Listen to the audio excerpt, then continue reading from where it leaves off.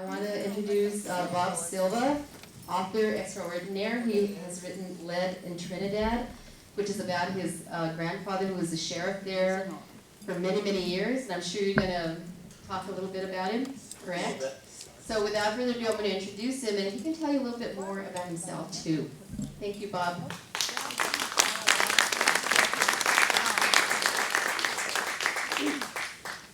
Yes, my name's Bob Silva. Most of you know me. I'm the author of Lead in Trinidad. It's a biography about my great-grandfather. He was a sheriff marshal in Trinidad for over 40 years. He became known as a manhunter. He became known as one of the lawmen with the quickest hands with a gun. He was supposed to have taken down at least 6 men during his 40 years in Trinidad. I've written the book. It definitely tells the way it really was in the Wild West. We did a lot of research and we found a lot of things. My books will be in front. But that's not what we're here for. But I do want to mention a couple of things before I move on. Charlene and I spent the last 8 months working on this presentation for today. We had a lot of help, and at this time, I'd like to acknowledge some of those people that have helped us. Number one, I'd like to acknowledge our presentation that was we just heard from. This was Angel Vigil. Ruanne will be coming. Ruanne will be giving a presentation with some of her ladies from Bogsville this afternoon. I will be giving the presentation now. And then we had major contributors. Bill and I worked from the Pueblo Historical Society, and we have some amazing exhibits downstairs that Bill and I worked on. Some of them were also part of Mary Wallace's part, and Mary will also be talking about some of the exhibits down there. She'll be giving us a short little history on it. We had other people, the Heritage Center, Pueblo Heritage, they contributed exhibits. We had people from, let's see, Sangre de Cristo is giving us a discount for those who want to make it over to the Sangre de Cristo Arts and Conference Center after this for $5. You can go at the end of the day. And we had other people. Charlene. We're going to be mentioning Right. them right before the play. Okay. And, in fact, we're going to be passing out a list of those because we really, really appreciate all the help. You can't put on something like this by yourself. I would never have been able to go get the barbed wire for sure from the Army Depot. And that barbed wire, I want to keep it. Can I keep it? Sure, right. At the library. We were going to actually put it on the balcony here on 4th floor for the kids that spit over the railings. But we will be thanking people throughout the day, and thank all of you for coming. So I'm going to turn it over back to you. Now, back to Home on the Range. Okay, Charlene just stepped out, but what I need is a lady that has some of the traits that they have brought forward in history. Do we have anybody out there that would like to stand up here for just a couple of minutes?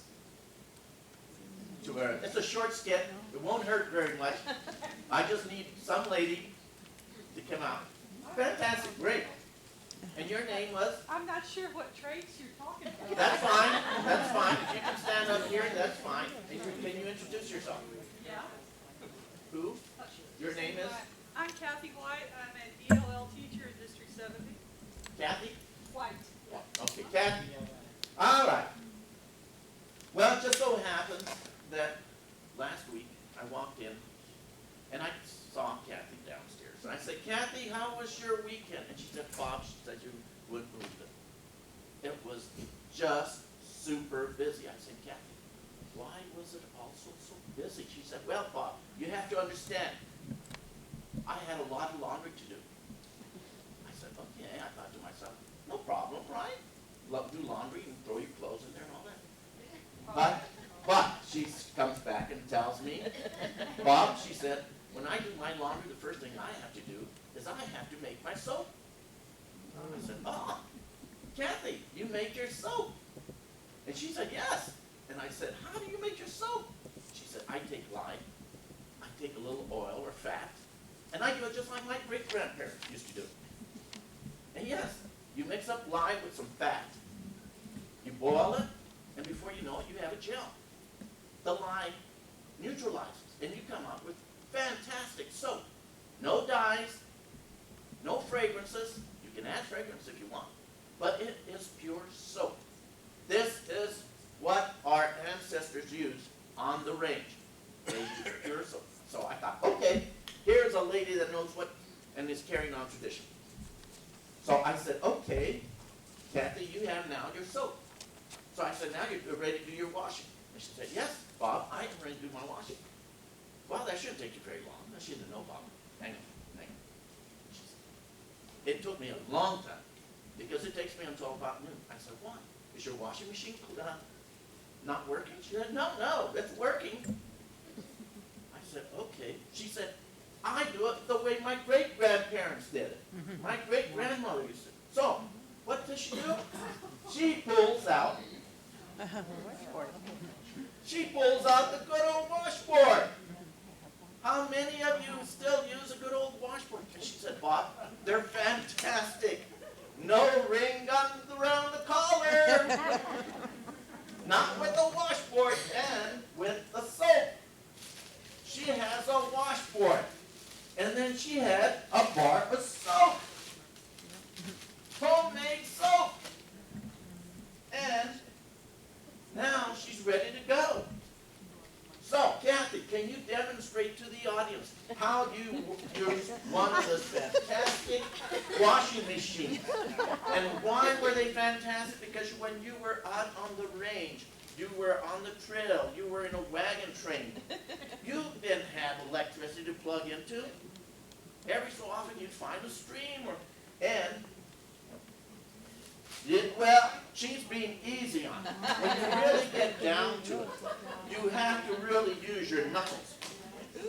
Okay? And you're really going to be going on that baby. Now, if you're really good, okay, you can make some music out of this. How many have been down in the South and listened to the Ozarks? They use it as an instrument. So you can do a little washing, a little music, and voila, time goes by. So now we have it. She made her soap. She's using her washing machine. So I said, okay. So about noon, she said she was about done. She said, yeah. So I said, well, now you're ready to go. She said, no, hang on. I had to sit down and make some dough. I had to make bread. So she said, and that took me a little time, but that wasn't bad. So what does she do? She has to put on her apron. Look at that. She puts on her apron, right? Where she's making her dough. And I look at this and I say, wow, that's great. I can take that out to the trap range. Put number 12 shells in here, number 4 in here. It worked great, right? No, forget it. She's not going to turn loose of her apron. So she goes ahead and makes her bread. I said, okay, so you're done with bread. You're ready to go. No, it's noon. She said, I got other stuff to do. I have a garden I have to go take care of. I have to go home. Oh, okay. This lady has the things going in her life. Okay, so what does she do? She takes off her apron. As the sun is beating out there, right? Now, she takes off her apron. She buttons up right here. She brings down the other button. And she brings it in here to the other side. And then she puts on her bonnet. Okay? Now, this is what our frontier ladies had to be. You had to be thrifty. You didn't have a lot of clothes. You had to be thrifty with what you had. Imagine, on a wagon train, this doesn't take up a lot of room. Do you imagine throwing in a washing machine on a farm wagon that's no further than 3.5 feet across? You made your own soap on the way. And look at this. Now, if you're out there, this keeps the sun off of your face, and it keeps it off your neck. Let's give Kathy a good one. All right. So, that's our beginning for Home on the Range. It was one of those things many of us have brought forward, some of our traits from our great-grandfathers. I don't care if they're cookies that our grandmothers made, or our grandfather did a little whittling with his knife and did a little art. But it's always nice to have something from our forefathers. They worked hard, and that's what today's program is all about. So, on that behalf, let me present my presentation. Charlene and I, back in December, this has been going on for 8 months. We thought, okay, Charlene was thinking about a Western program here. It took us forever to come up with the title Home on the Range. We probably had 10, 15 titles of how to have a program for this time. Eventually we wound up with Home on the Range. And that's where we wound up. So Charlene comes to me and said, Bob, she said, I have somebody that can do a presentation on the vaqueros. I said, oh, okay, Bob. I thought to myself, I can do a presentation on the Wild West. He who opens his mouth has to follow through, right? Yeah, that was me. So, stories of the real Wild West. Why do I say this are stories of the real Wild West? Well, number one, I had just finished last year publishing my book on lead in Trinidad, my grandfather. It was a biography, not a fiction. That doesn't mean there's none.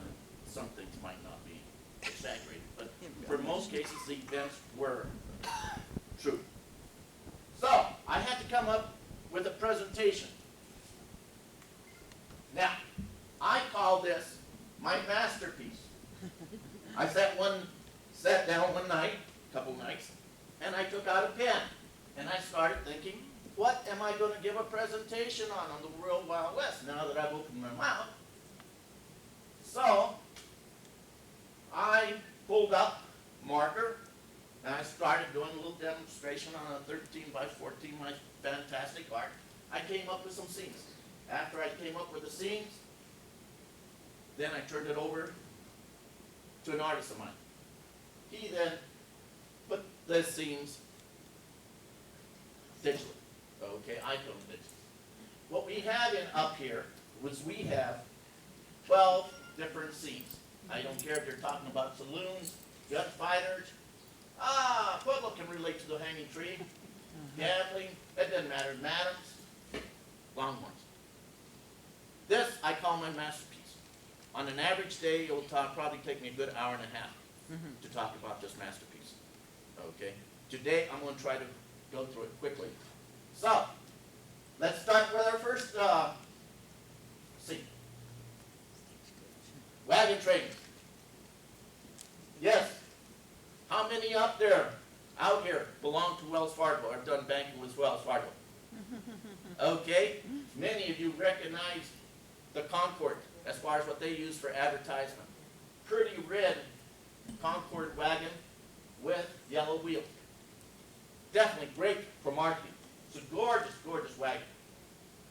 You couldn't ask for a prettier wagon. But during the time of the stagecoaches, there were over 40 different stagecoaches made.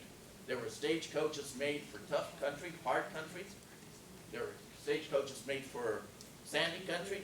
There were stagecoaches made for short distances, long distances. Okay.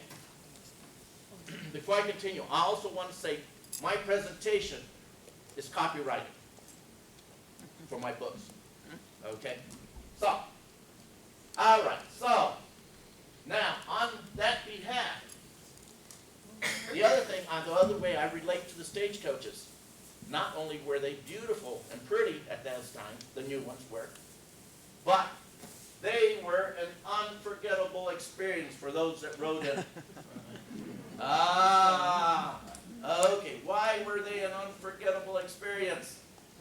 Because if you sat inside this Concorde, from this seat to the back seat, you had 6 feet from one seat to another. That's add another 6 inches to my arm width. That's what you had. Now, the width was there were 4 feet wide inside. Now, this stagecoach would hold 6, 9, or 12. If it held 12, 3 of them would sit up on top. Okay? If it held 9, 3 of them sat right in the middle on a bench seat. Now, if it was a 9 and it was a bench seat, you had 9 inches between this people here to the bench. That's what you had for legroom.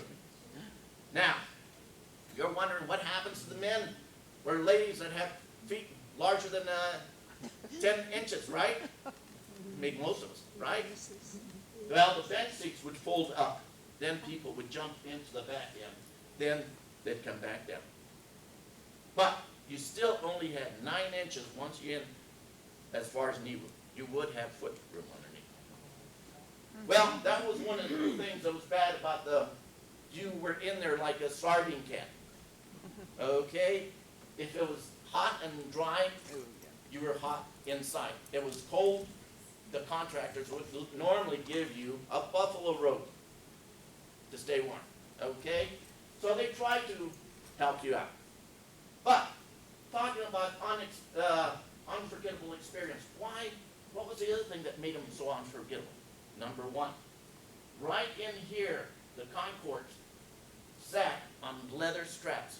It was a reason for the leather straps. Number 1, it absorbed some of the shock off the horses or the mules, okay? And absorbed some of the shock inside.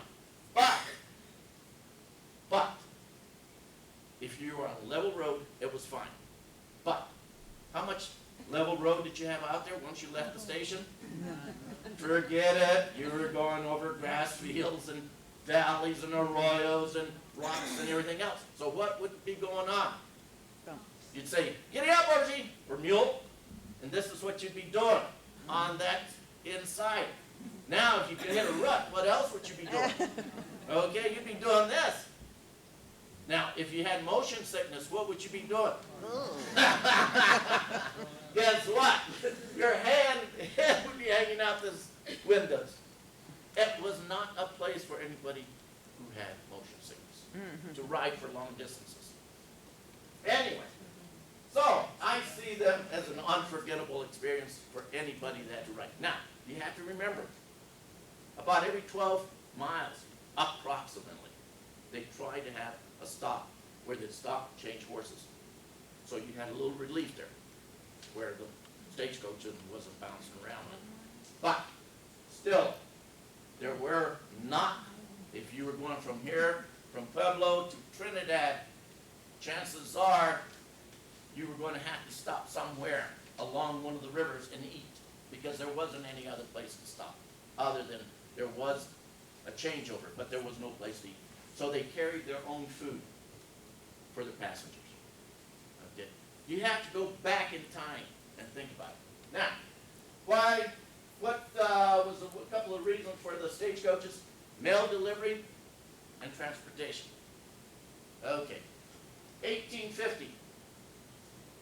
1850, they decided they needed to start moving mail from Missouri to Santa Fe.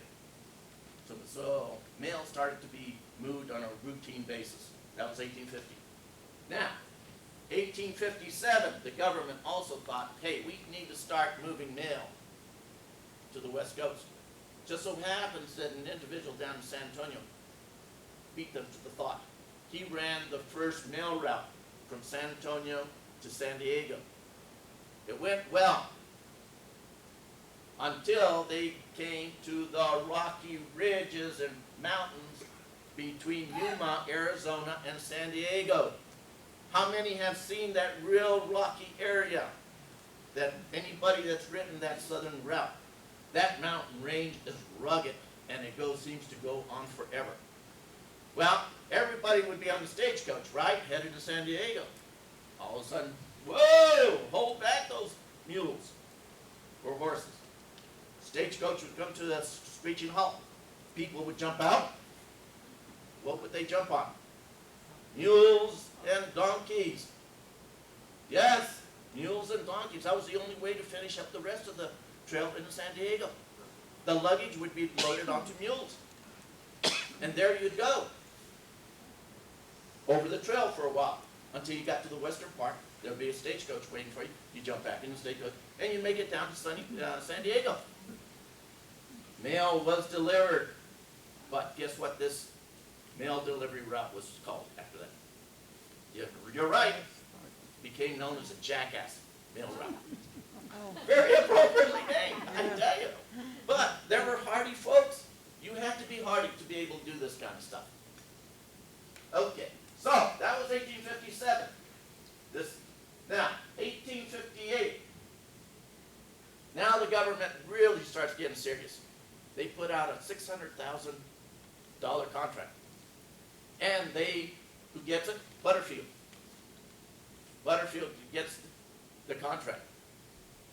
Mail delivery, twice a week for over 2,800 miles. It would go from Tipton, Missouri to San Francisco. It was scheduled to run twice a week, 2,800 miles, and to be completed within between 22 to 25 days. Well, how did you do this? 2,800 miles on horses and a stagecoach. You travel day in and day out.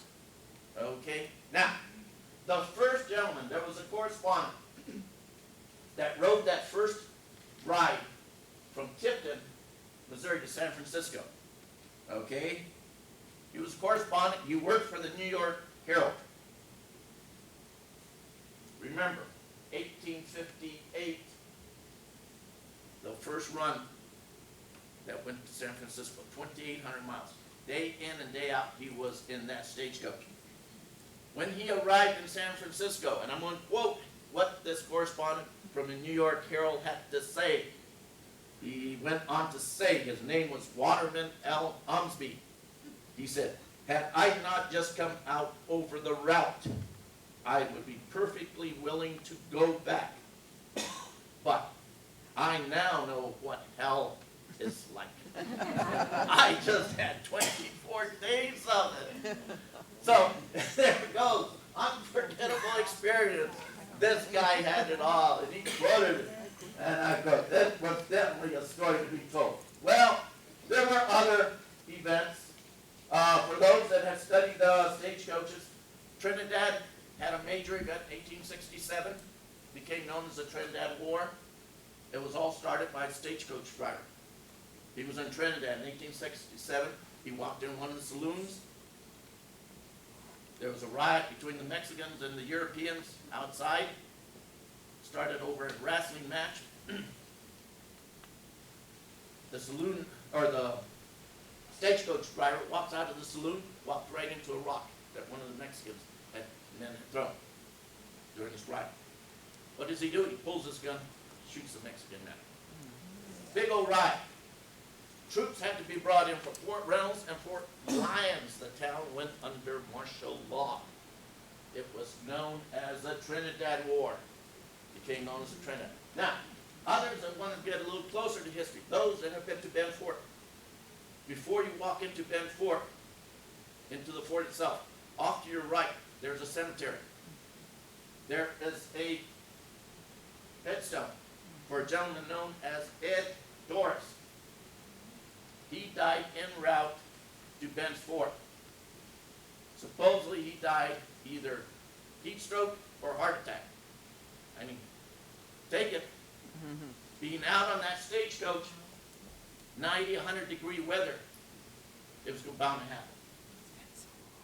Well, one last thing here before we move on. Pony Express. Pony Express was one of the fastest ways to get mail to the West Coast. It all started April 1860. And once again, those riders rode about 12 to 15 miles. They'd change horses, jump on another horse, and that lasted about a year and a half. 2,000 miles, they rode. Only lasts about a mile and a half. All right, next, we will talk about something a little different.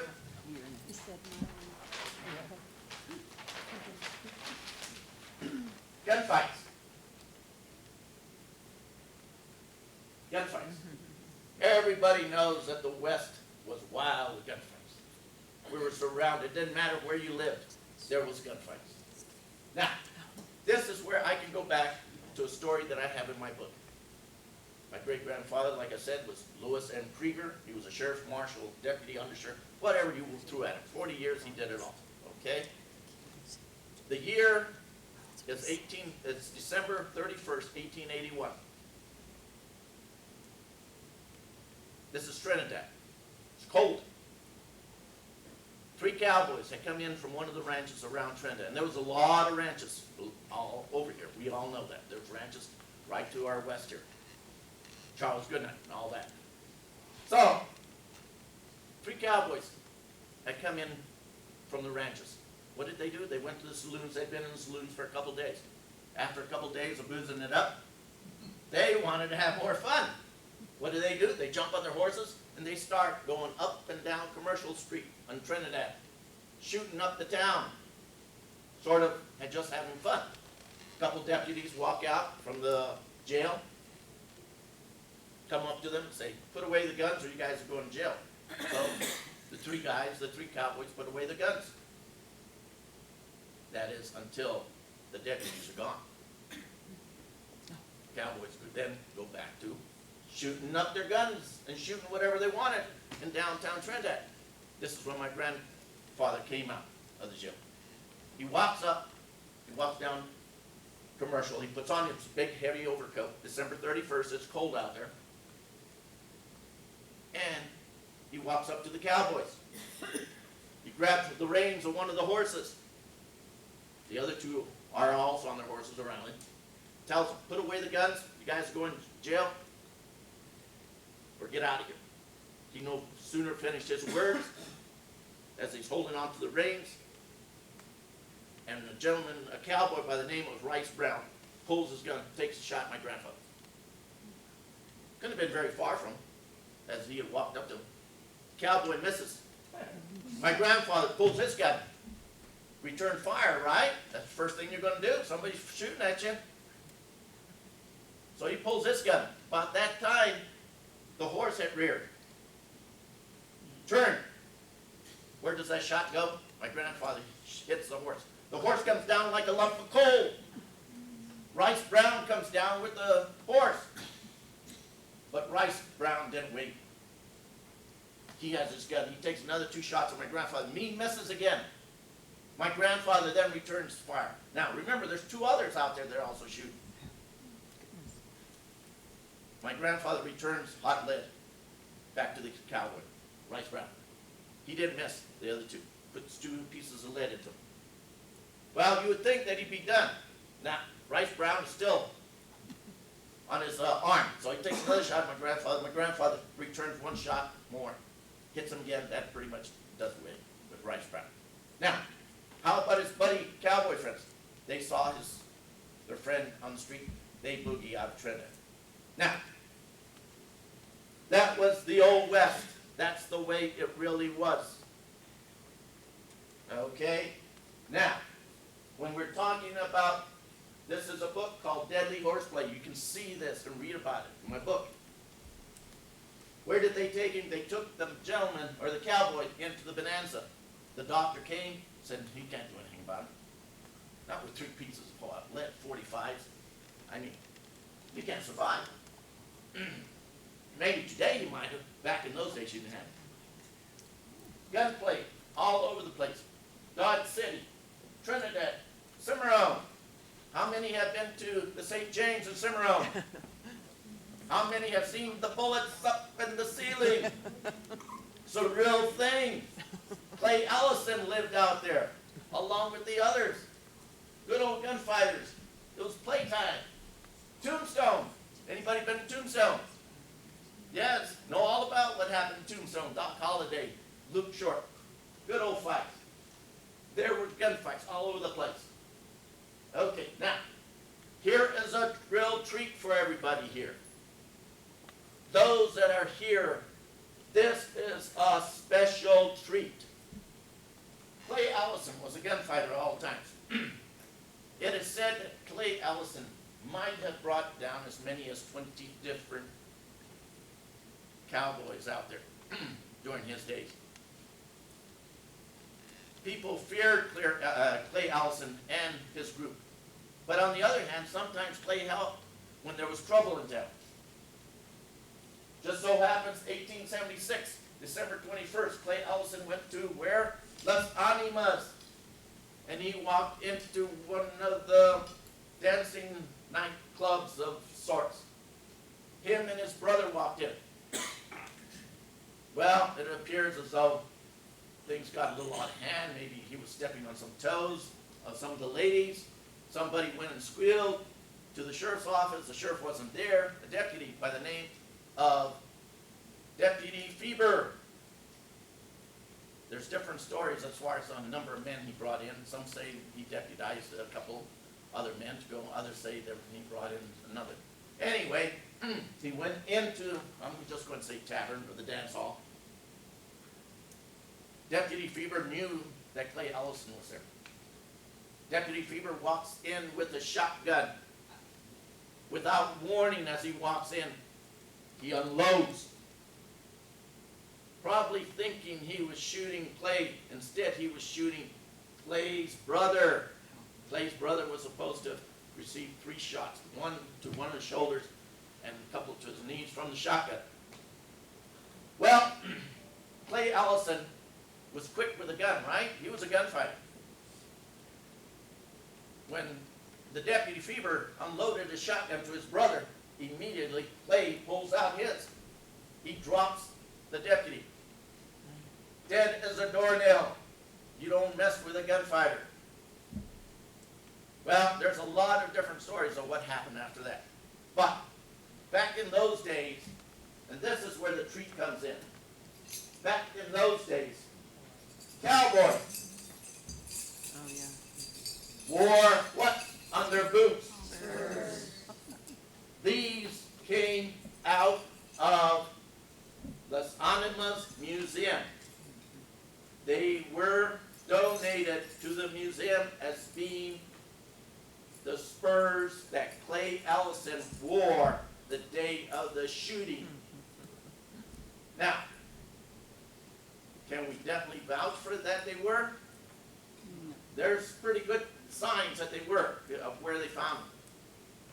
But this is probably going to be as close as you're ever going to get to seeing some of the real hardware from gunfighters, lawmen, or others. I got to thank Larry and his wife for bringing them, Larry Boggsville, and I have to thank the museum. They will be on display after my presentation. An amazing, amazing presentation and exhibit. Now, you can understand why Clay might have taken them off. He who has ever heard anybody walking down with spurs after a shooting, and he's headed after the other deputies, they're going to, if somebody's after you, they're going to hear it. So what's the first thing you do? You take them off so you can't be clattered. Beautiful spurs. Okay, so that is a real thank you as far as gunmen. Now, one last thing I want to mention. Many towns hired gunmen, gunfighters, to be deputies, sheriffs, marshals, undersheriffs, whatever. Why would a town during the 1800s hire a gunman or a gunfighter to work? What better person would you want to have in a town that has a lot of stuff going on, a lot of shootings, killings, gunfights, and all that? You know that these gunfighters are not afraid of anything. They're good, they have a reputation, and for those that are coming into that town, as soon as you hear Officer Krieger is in Trinidad, you're going to watch yourself. Bat Masterson, Doc Holliday is the other. You're going to watch your P's and Q's. This is why a lot of the gunmen Doc Holliday, Wyatt Earp, and others went into law enforcement because they were hired, because they were good. Next. Gambling. Yes, gambling. Gambling was the other pastime, just like drinking was. Gambling was a good pastime. Everybody did what? They drank and they played cards. The card of the day back in the 1800s was known as faro bank. Faro, F-A-R-O. It was probably the one game that was probably as even as possible until you got down to the last hands and the last cards. So if you were a professional and you knew what cards had been laid out, you had a pretty good chance of being able to take a few hands. Persistence. I like to think about those gamblers in the term of persistence. Why were they persistent? Like anything else. It was an addiction. They always thought they were going to get rich. Now, there were the cheaters and there were the pros. Some of them made very good. Bat Masterson was one that did very well. Actually, he started forming his own faro banks and banking others. And he made it. Gambling was a normal pastime. Yep. You walked out of your house and told your wife, where are you going? I'm going down to the saloon, do a little gambling. It was natural. It was normal. It was as normal as you can do. Now, what did gambling do? It brought violence along with the drinking. You put gambling, drinking together, what are you going to get? You're going to get shootings, you're going to get fights, and everything else. Now, 1872, first lawman in Trinidad was Sheriff Juan Tafoya. He was the first lawman in Trinidad to die because of a gambling incident. 3 men in 1872, 3 cowboys from Texas had come in on the trail. 1872, there was thousands, hundreds of cowboys coming in on the trail. They had been gambling at the Exchange Saloon. One of them was known as a Wilson. There were 3 men, 3 cowboys. One of the Wilsons had been losing big time. He left the saloon Exchange and he went fuming out. He told the saloon keeper, I'll be back. Sure enough, the saloon keeper called Sheriff Juan Tafoya. Sheriff Juan Tafoya shows up at the Exchange and he sits and waits. The Wilson brother, not only the one brother, but he brings his 2 other brothers with him. They come through the door, they have their guns pulled. Juan Tafoya tries to disarm them. Didn't work. They shot Juan Tafoya through the head and through the chest. The cowboys jump on the horses, head out of Trinidad. Posse heads after them. 2 of them were shot. The other one gives up, thinking he's going to save his life. No way. Justice! They hung him. That was the end of the 3 cowboys, 3 Wilsons. First sheriff, the first lawman in Trinidad. Like I said, faro bank was the game of the day. Bat Masterson was in Trinidad in 1882 for about a year and a half. Bat Masterson set up a faro bank. And we'll get back to him. When he left after a year and a half, Bat Masterson had made over $1,000 from banking other gamblers. Now, you have to remember $1,000 was a lot of money back then because at that time they only paid Bat Masterson or any of the other marshals or sheriffs $75 to $85 a month. So you think $1,000, that's a nice little token. So that takes care of gambling. Nasty habit. Hanging tree. We can definitely relate to this. How many are here from Pueblo? How many know about the hanging tree?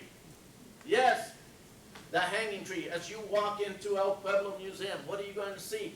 You're going to see the cutting from the hanging tree. The hanging tree was supposedly had as many as 14 men and possibly 1 lady that was hung from the hanging tree. It was was a gorgeous tree. It was one of the biggest things that they should never have done was to cut down this tree, because it was a true representation of the Arkansas River. The tree itself stood 29 feet in circumference. I don't believe that you're going to find another tree with that circumference unless you go to the redwoods of California. You will not find it. So, what happened? Okay, this cotton tree, 29 feet in circumference, 88 feet high. From there to there was 88 feet high. When they cut it down, they said it was as old as 388 years old, taking it back to the 1500th century. This tree has survived a lot. Now, the city people, those that have been voted into office, thought that it stood right in the middle of the road downtown, right across from the Gold Dust Tavern, right downtown. It stood right in front of them, right in the middle of the road. Gorgeous. The city thought, oh, we're expanding, the town's growing, it's in the middle of the way. People had gone out and they had ballots that they were going to turn in. But before the ballots could be turned in, the tree came down. Now, were there people definitely hung in Pueblo? Yes, there were. Charles Goodnight, 1870, when he rode in with his wife Molly. There was a thief, cattle rustler, actually. His name was Tex. He was supposed to have held up a wagon train and taken all the mules and horses. But they found Tex. They brought him to Pueblo. Later on, there was a law enforcement man that came and picked up Tex in the middle of the night. From the time that he was picked up to the following day, they found Tex hanging. Now, Tex was supposedly worked for the coal gang. Those that didn't know anything about the coal gang, they were a big organization of rustlers. Okay? So that was one hanging that definitely happened right here in 1870 as Charles Goodnight and his wife were coming in. She heard all about it the following day. Blackjack, 1901, another good hanging. Where did that happen? Blackjack Ketchum, a notorious outlaw, originally had moved from Texas into New Mexico because the law was after him in Texas. Moved into New Mexico, him and his brother then went on to shooting. They shot a few men, and then they held up a couple trains down in the south. Then they moved up to the north part of New Mexico. Then they held up 3 trains. Blackjack would be caught on the third holdup of the train in Folsom, New Mexico. Blackjack Ketchum went to Clayton, and he was hung there. He was the only outlaw that was hung for holding up a train. Okay? If you want to see a gruesome sight, look at the photos of Blackjack Ketchum in Clayton, New Mexico. So, there was a hanging was what we would consider, and was considered, that was justice. There was no taking it to the lawyers and holding them for 20 years, okay? The rope brought justice quick. All right, next one, saloons. Next slide. Well, we've talked about some of the things that have already happened in saloons. Okay? Saloons were entertainment center. Big evil back in the 1800s. Like I said, the men drank, gambled, and then that led on to other things. I'm just going to mention a few things here. Drinking and gambling, shooting and fights. We already talked about the Exchange Saloon in Trinidad, 1872, February 6th. Sheriff Wantafoya. Now, there was another saloon down there, 1879. This now brings in my grandfather. A black desperado gets in the fight. Leaves the saloon, the Dillets. Comes back with a gun. Starts shooting up the saloon. Shoots up some innocent bystanders inside the saloon. My grandfather walks in. He, in return, is shot at by this Henry Gilliam. Henry misses. My grandfather returns shots. My grandfather didn't miss. Another one goes down. Another salute. Bonanza, we talked about Rice Brown.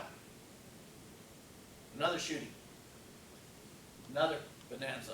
They took Rice Brown and salute. Now, Imperial, another saloon in Trinidad. Two gamblers come from Dodge City, Frank Loving and Ellen Frank. Now, the way I see this time, Dodge City and Trinidad were like sister cities. They really were. The amount of gunplay that went on, gambling, drinking, that was no different. They would just go back and forth between Trinidad and Dodge City. You see the same guys going back and forth. Okay, they change hands. Frank Loving and John Allen, two gamblers. Frank was a gunfighter. One had loaned money to the other. They wound up in Trinidad. There was an argument. The argument went to the Imperial Hotel, or Imperial Saloon. Gunfight started there. The gunfight eventually went to the outside. And Frank Loving would be shot in the back by John Allen.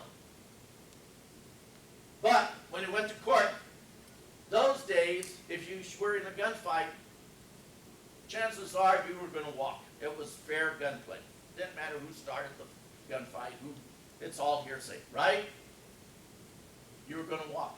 Now, if you were a horse thief, you were going to hang. Okay?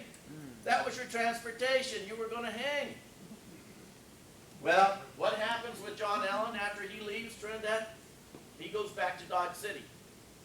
He becomes what else? A preacher. I mean, what better things to be than a preacher after he's gone through all his shootings and everything else? All right, so that gives you, was the Wild West? Yes, there was a Wild West time. I'll take you a question to ask. Okay, next. Let's talk quickly here. Wagon trains. Everybody has seen Paint Your Wagon. Right? I have a tendency to call this Majestic Overture. Hollywood has made them dramatics. Right? Everybody in their finest clothes and their finest Stetsons and everybody else. Far from it. Far from it.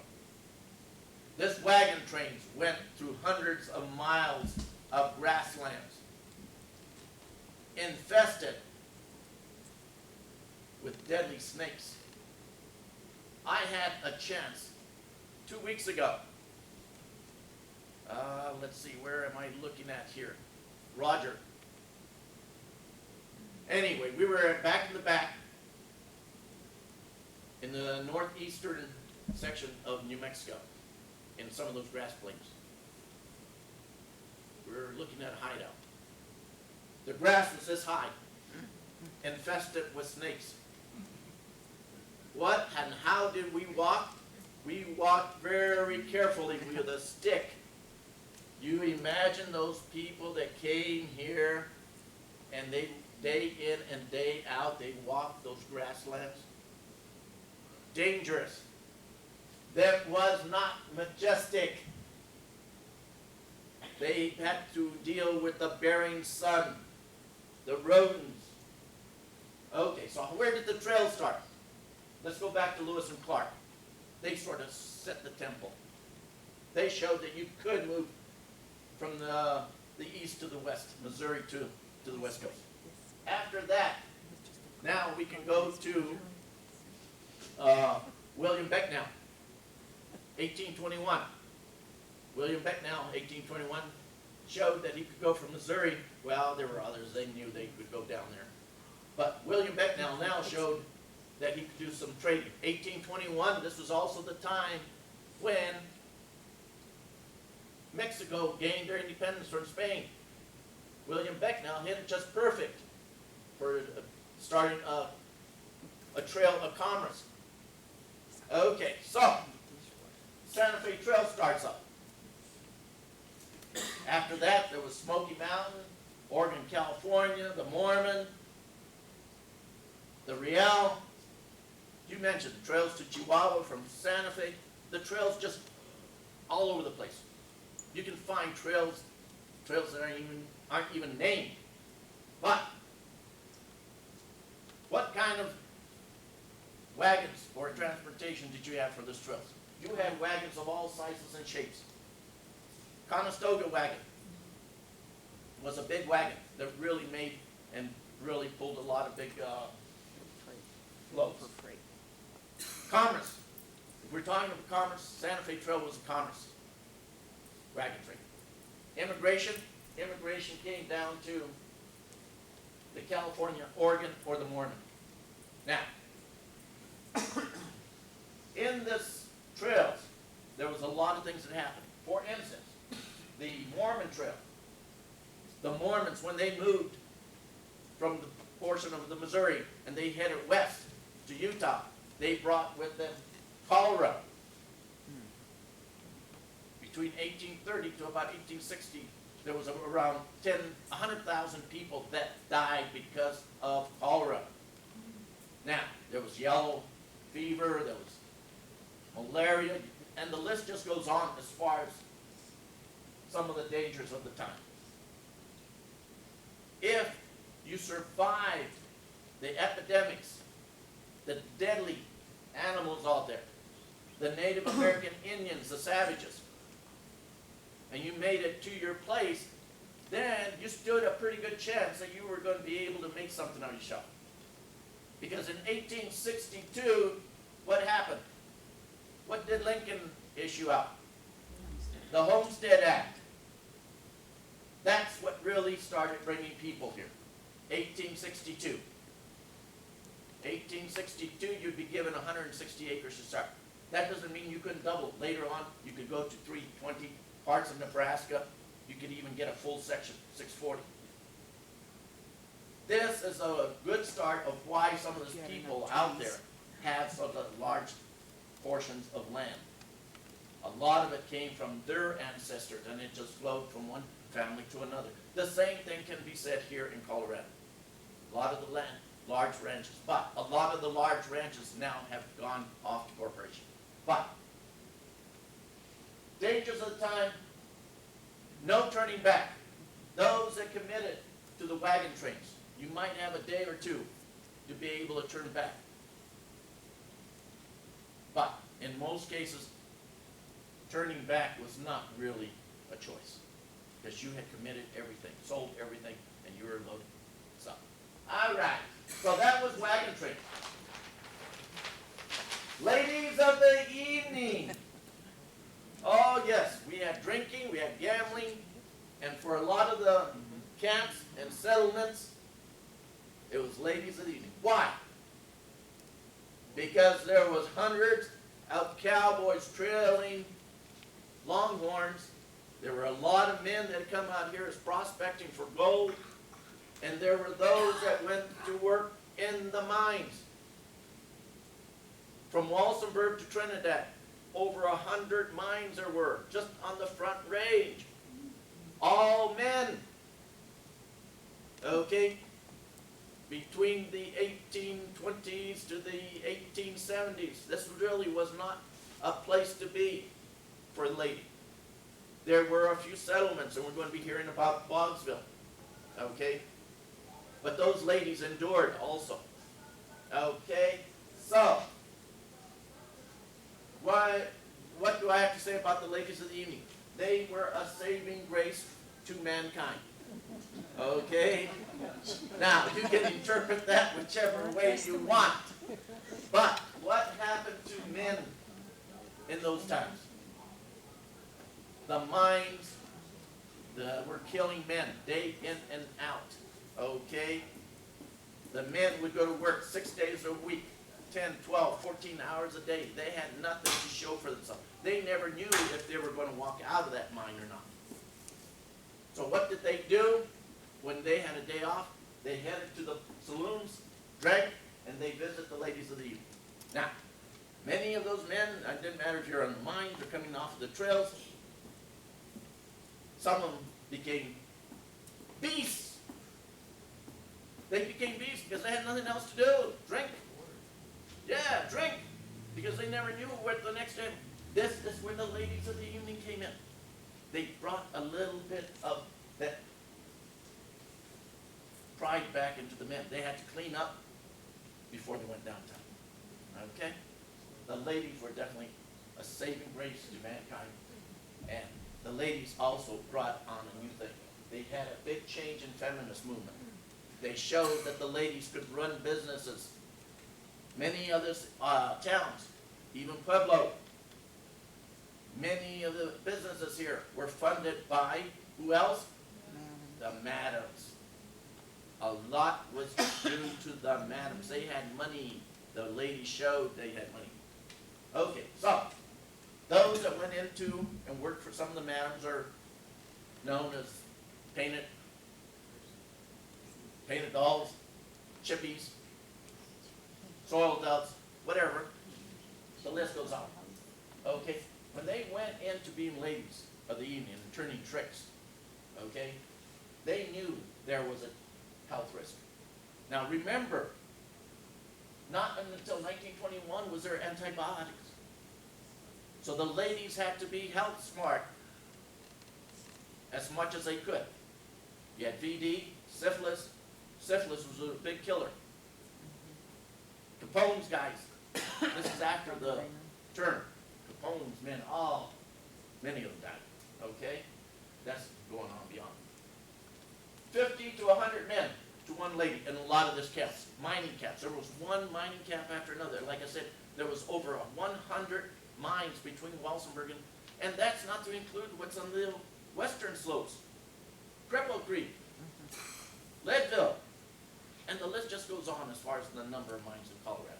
Okay? Yes, there was a safer way than being a soil dove or a painted lady. Saloon girls. Saloon girls, they would work the saloons. Socialize with men and dance. But there's always problems there too. You had a Clay Allison come over and step on their feet. They'd start a ruckus, right? But it was a safer job. Okay. Madams. Trinidad had Phelps. Cripple Creek had Pearl de Beer.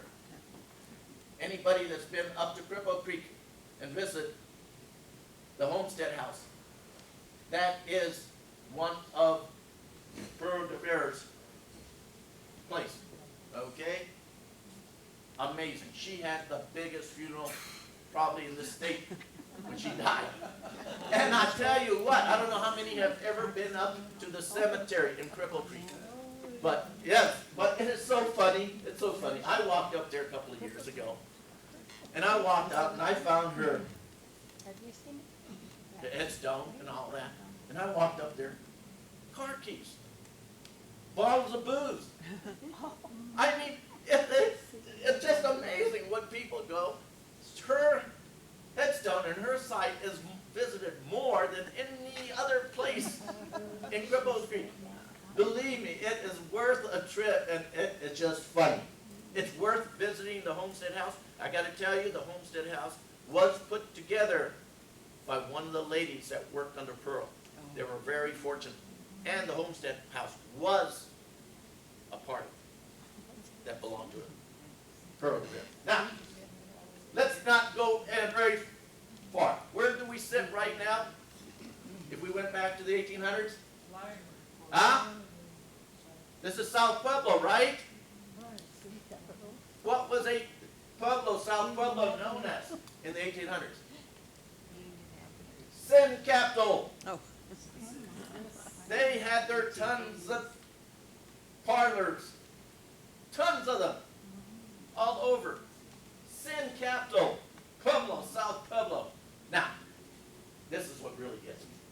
There was a place, a tavern in South Pueblo. Listen to me, Charlie. There was a place called, what? Bucket of Blood. Isn't that great? We live in South Pueblo, and you're saying, where are you going tonight? I'm going down to the Bucket of Blood. I don't think so. I don't think so. Anyway, it just goes to show, this was the 1800s. Didn't matter where you went. You were not going to have a finesse place, even Denver. Every place had their thing. Next. Native American Indians. Okay, what do we have to say about the Native American Indians? Well, they were definitely brave, bold, courageous, and strong. Okay? But there was also risk with a lot of the tribes. Some of the tribes were friendly, others were not. Others were violent. Okay? The Kiowas were probably the most vicious. And they had the Comanches and all that. Well, how far back does history go on the Native American Indians? And let me just say one thing, correction. Indian is incorrect. Christopher Columbus, when he came here in 1492, okay, wound up San Salvador. He thought he'd landed in the West Indies. So what did he call the first natives that he saw? That's right. It became later that he found out he was not in the West Indies. But it was too late. He had already called the people Indians. Now, if I was a Native American indigenous, might I not think about going back and changing that acronym to something else? Never happened. Something like 588 Indian tribes in North America. 200 of them are in Alaska. You imagine trying to get 588 Indian tribes to come up with a different name for themselves? Ain't gonna work. Not gonna work. Anyway, the history goes back. When was the first men here in North America? We can go back to the Paleo. Far back as 40,000 to 16,500 years. It's a long time. Long time. Some of us can't remember what we did last week for breakfast. Right? Do you imagine going back 40,000? The next was the Clovis period. 13,800 to 11,500. Then we had the Archaic period. This 8,000, 2,000. Now we're getting closer to our times. The Mayans and the Anasazi Indians supposedly came out of this period. Okay? Okay, now, I've already said there was 566 Indian tribes. Let's talk about distinguishing features. Okay? Distinguishing features. What are some of the distinguishing features of the Indians that we can think of? Their hairdressing, when you see them, all the feathers. They are still the only ones in the United States that can retain eagle feathers. Okay? Their war makeup they would have, all their war paintings, definitely stands out, right? Their bow and arrow, their spears, their hunters, being able to hunt buffalo. Okay? Ponies, they became one of the greatest of all to work with their ponies after they were brought here by Spain. Okay? Well, as it turns out, there's many distinguishing features as far as the way we see Native American Indians. And